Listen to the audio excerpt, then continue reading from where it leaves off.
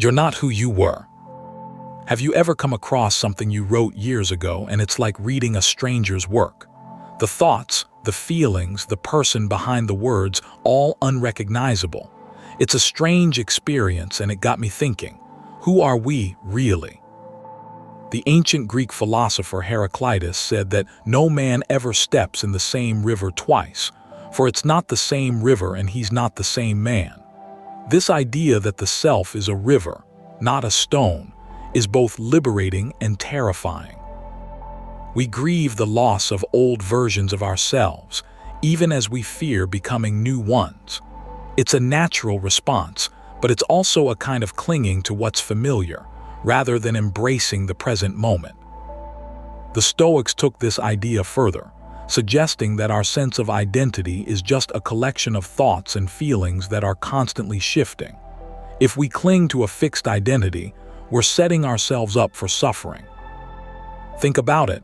When you look back on your past self, you can see the choices and experiences that shaped you into the person you are today. But what about the person you'll be in 10 years? Will you still be the same? This is where the concept of amor fati comes in, the idea of embracing our fate, and accepting that change is an inherent part of life. By letting go of our attachment to a fixed identity, we can find a sense of freedom and peace.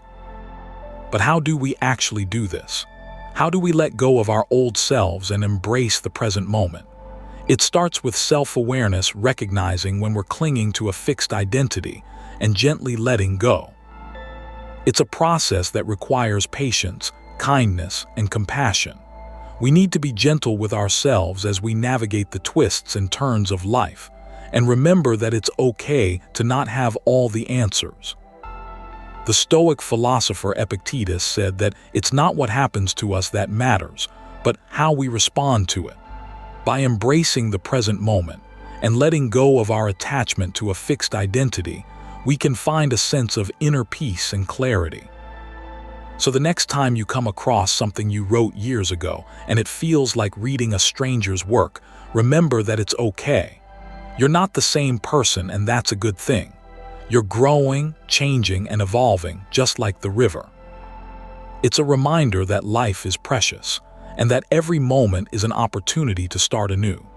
By embracing the present and letting go of our attachment to a fixed identity, we can find a sense of freedom and joy.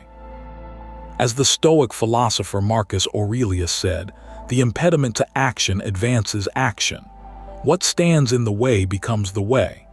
By embracing our ever-changing nature, we can find a sense of purpose and direction. So let's make a conscious effort to let each self die cleanly and to embrace the present moment with kindness and compassion. It's a journey, not a destination, and it's one that requires patience, courage, and heart. As you go about your day, remember that you're a river, not a stone. You're constantly flowing, changing, and evolving, and that's what makes life so beautiful.